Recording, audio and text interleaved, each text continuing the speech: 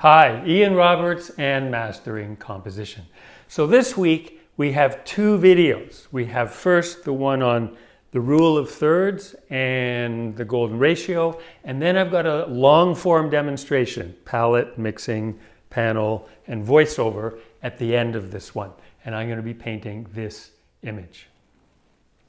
So next week, I'm going to do a studio tour because so many people are asking me what kind of brushes, what kind of paint. I just thought I should just lay it out and explain it all to you sort of inside the studio, materials and techniques. So we'll do that next week. But first, let's do the rule of thirds and golden ratio. And it's a big topic in a way, and I'm going to try to condense it down into, say, around 6 minutes. But primarily what I want to talk about is my experience with them, because I don't want to talk about the theory, because that's going to be confusing. Like, okay, but how do I implement that theory? So what I'm going to show you is there's the theory, and after 40 years of experience, this is how I interact with that practically in my own experience.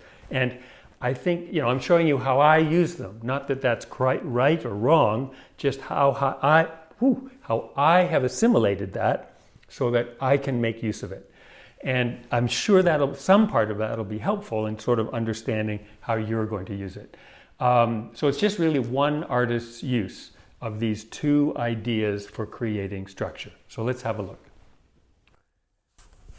So let's start with the golden ratio. And this is going to look a little like algebra, but it's really simple to understand. You have a whole line, you break it at the golden ratio. What you've done is you've said this dimension here is to this dimension here as this dimension is to the whole thing, AB.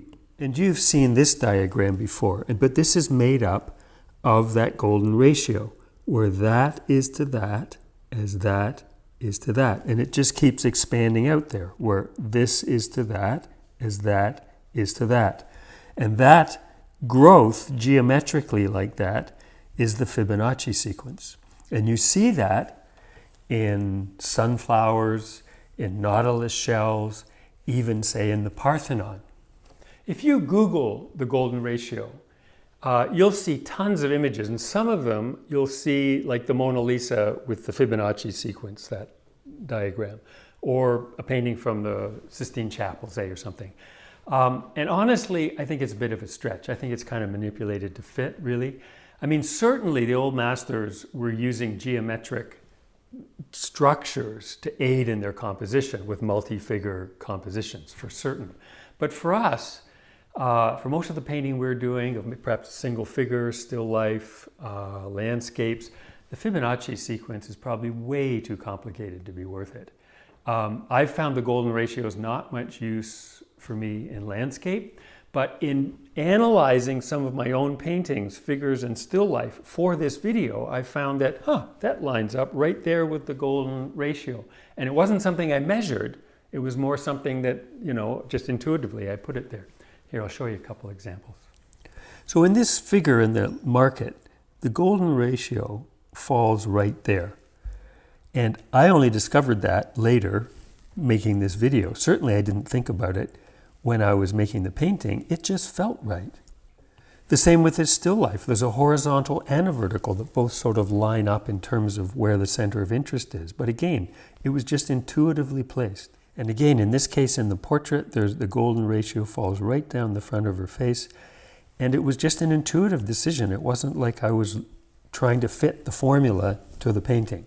Let's look at one last thing on the golden ratio, and that's the golden rectangle. If you take a square and divide it right down the middle, and then take a compass, and just do that, that is the golden rectangle. If you want to spend more time thinking about this, this is a really useful website for calculating the golden ratio. Coincidentally, 2 of the landscapes I've done recently are done in the golden rectangle. They're 9 by 14. Technically, it would be 8.6 by 14.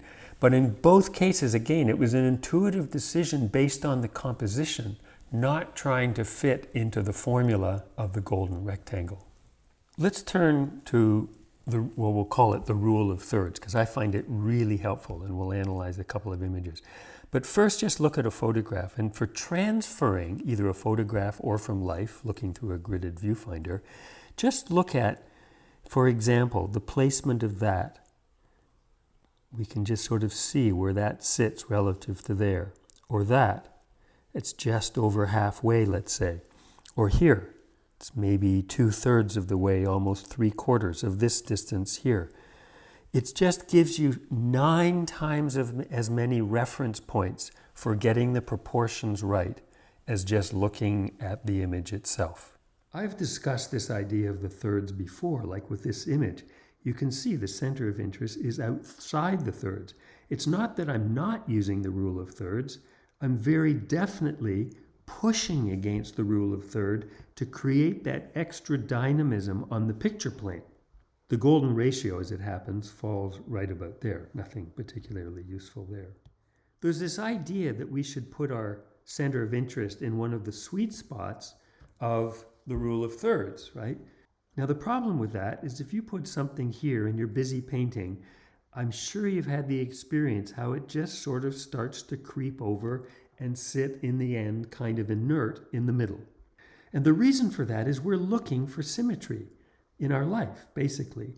And so in what I'm thinking in terms of painting is to get away from that symmetry, which is kind of imposing itself naturally into the painting process.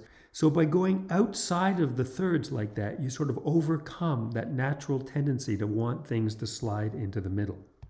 So again, in this one we were looking at, you see I've pushed this outside of the third. I'm using the thirds to expand the dynamism.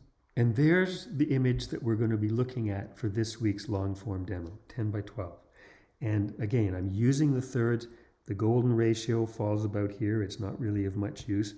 But again, you can see I'm just pushing us out beyond here in order to have these larger shapes and create the dynamism and the tension over the picture plane. So I hope you found that interesting. You can click right here, I think, and connect to the long form demo. The only link below this video is a link to the demo, and you can watch that now. It's about 15 minutes long. It shows, palette mixing, panel, and voiceover. But just in conclusion about the rule of thirds and golden ratio, it is not some secret sauce that somehow was discovered by the masters and it would magically improve your painting if someone would just show you the secret.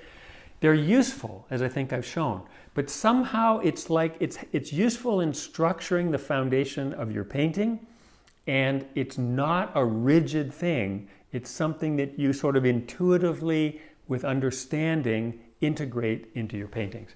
So please do like this video if you enjoyed it. Please do go have a look at the other video, the long form demo, and I will see you next week. Bye for now.